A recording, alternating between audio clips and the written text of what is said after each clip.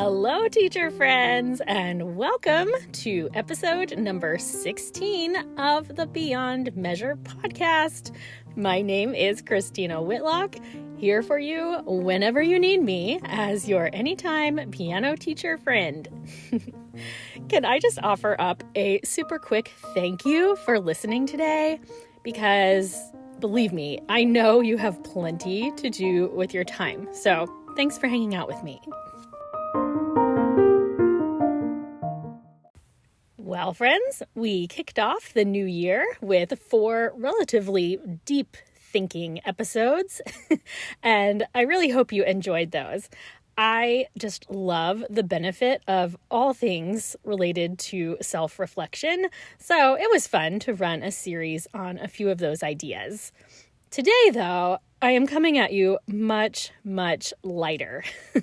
This episode is the result of a very random, quite extensive train of thought that had me up a good chunk of the night a couple of weeks ago.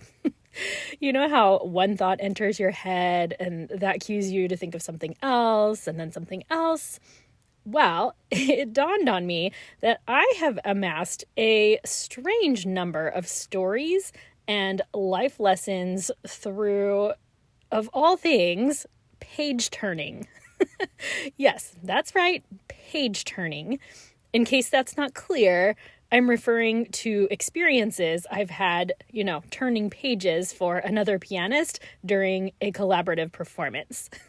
Remember, air turn pedals did not always exist, my friends. We used to have people do this for us. You probably already know this, but page turning is an absolute art form. And it's often a thankless job.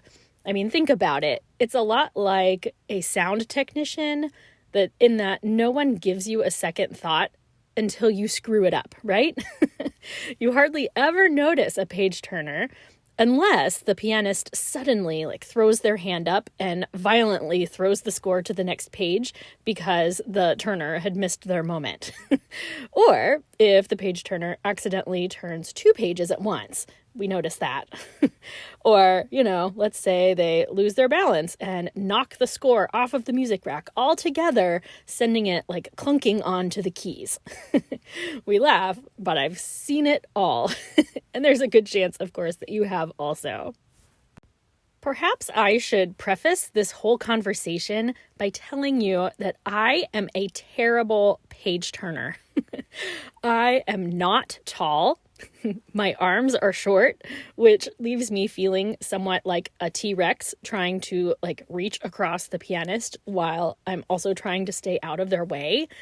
I don't feel like I'm particularly discreet in my movements. So every time I stand up to, turn that page, I'm fearful that I'm going to topple over and make a huge scene. Of course, there's also the fact that I am the world's worst overthinker.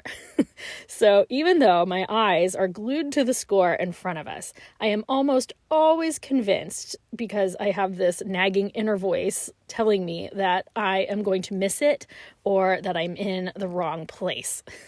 So, all it takes is one quick glance, further down the page to a similar passage, and I am convincing myself that we aren't actually where I think we are, and it's all downhill from there.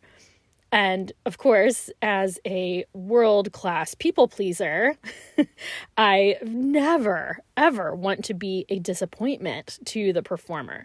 So I know that I've been on the other side of this equation, and, I've had to speak under my breath more than once to a page turner saying, "Not yet," in a whispered huff when they tried to turn too soon, or to urge them to get ready if the time is near and they haven't yet even stood up.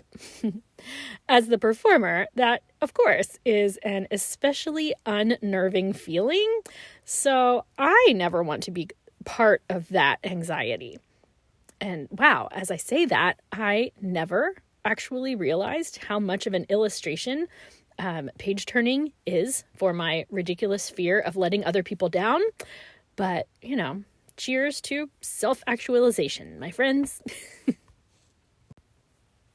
Anyway, on to story time.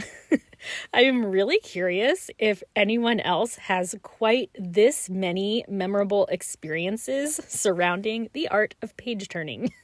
You are going to have to let me know if you do.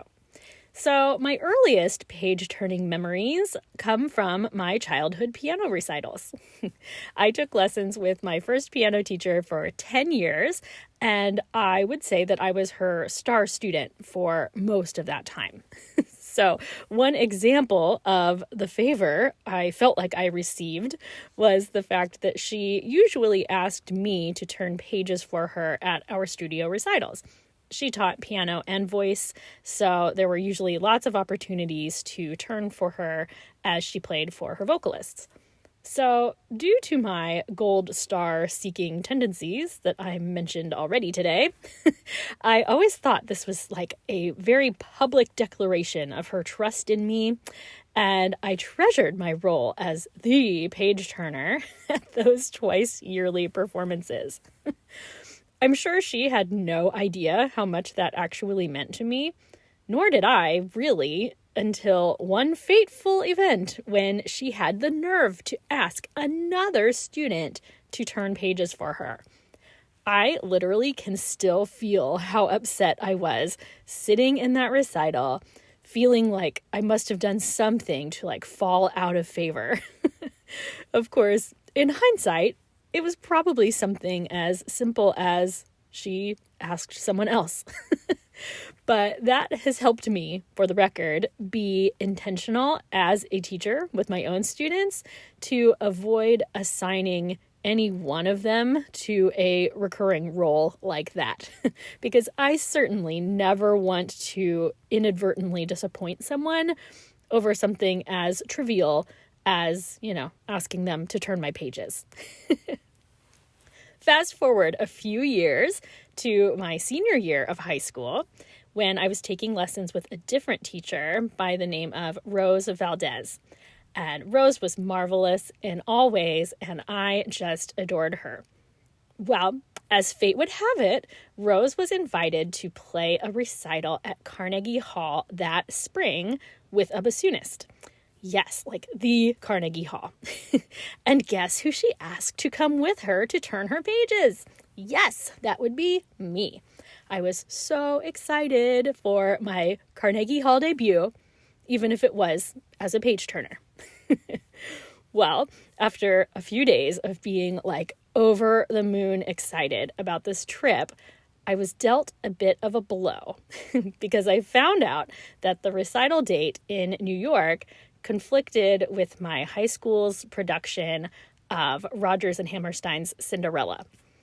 Now, before you jump through your device and shake me, keep in mind, this was my senior year of high school, with all the feelings of sentimentality that brings, and my best friend and I had already been cast as the stepsisters, with our other best friends being cast as Cinderella and her stepmother. So 17-year-old me was faced with this decision to abandon the production or decline the Carnegie Hall invite. So I picked Cinderella. It's kind of a bummer, isn't it? I mean, I have such treasured memories from that show. I don't really regret that decision, but I just would have really liked to have accepted the page-turning invite. So the door closed on my high-profile page-turning career, and really, for reasons already discussed, maybe that wasn't a terrible thing. But, and this is where I just think life is so funny, a few years later, a page-turning opportunity would end up leading to one of the biggest, most life-altering experiences of my life. Ooh, suspense, right?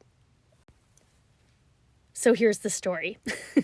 Fast forward yet again to my junior year of undergrad. I can still remember sitting in studio class when my professor, Donna Lee, asked us if anyone was available to turn pages for a guest artist clarinet recital that evening. I was not really pumped to do it, but no one else volunteered, and so, yeah, of course I did. Well, the pianist that evening was a most talented man by the name of Jim Hilton. And for reasons we'll discuss in a future episode, I just really hit it off with him.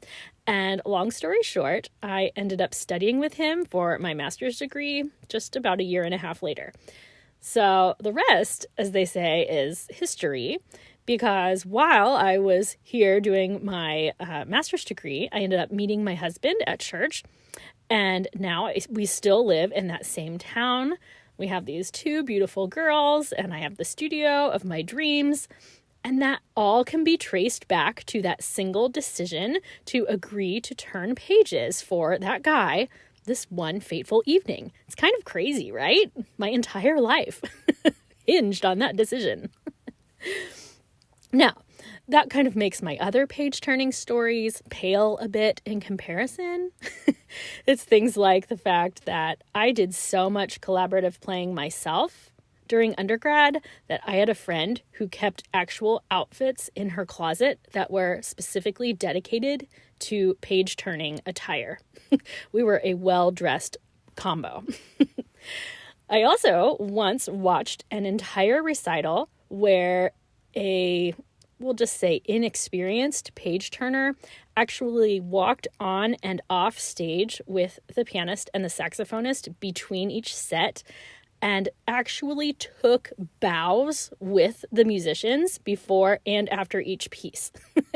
I can still picture the three of them standing up together and taking their bows and walking off and then coming back on. And oh, it's so funny. Something so funny about the page turner taking a bow every time. The more time wears on, the more prone I am to trying to just deal with it and turn my own pages. But there have been occasions on which having a page turner has just been a matter of mere convenience. Like the time that I was asked to play piano for my friend's cocktail hour after her wedding, and my husband was there with me, and I didn't want to make him socialize with people for the hour that he didn't even know. So I just let him sit beside me and moonlight as my page turner, even though I really didn't need him. I will say it turned out convenient because during that cocktail hour, the wait staff was incredibly committed to making sure that the pianist had enough to drink. So I got to let him hold my glass. So that was great. I have even seen, no joke, a page-turning relationship evolve into a marriage. 100% true story. Couldn't make it up if I tried. Isn't that great? Oddly enough, I think I could go on and on with actual real-life stories of page-turning gone awry. But I hope these selections from my archives have brought a smile to your face today. All silliness aside, is page turning something you actively work with your students on? I think any musician of any instrument should probably be able to do a decent job turning pages, right? I actually love covering the art of page turning in my group performance classes that we hold every 6 weeks or so when we're not living in a pandemic. So, making sure that your students can follow a score, teaching them the etiquette of standing on the left, which is kind of counterintuitive at first, but of course, no one wants to watch the page turner in the concert. And also, if you just let them turn pages for you, it's a great way to sneak in some of your high-level artistry and let them really listen to, how well you play.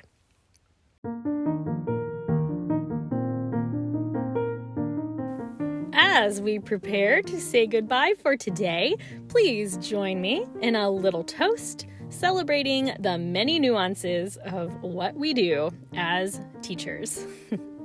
Music teacher friends of the world, I join you in solidarity today, knowing there are countless aspects of our craft, like page turning, that appear simple on the outside, yet actually require untold skill.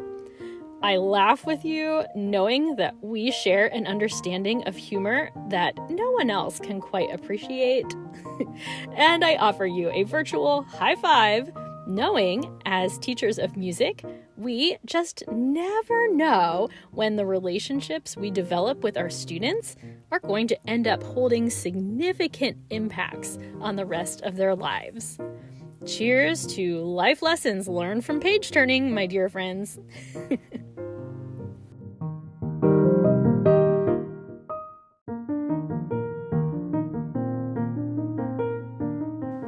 I hope you enjoyed our lighter take after I've been grilling you with big questions for the last 4 weeks.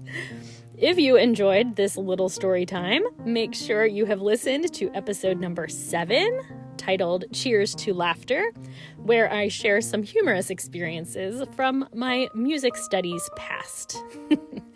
Friends, keep sharing the love for this podcast. You all are just so good to me. So be sure to like and follow and share and subscribe and do all the podcasty things that we can do to help make sure that more music teacher friends are finding us around the globe. We are so much better together, my friends. And until next week, this is me just wishing you a most terrific day. Take care of each other, and we will talk soon. Make it a good one, friends.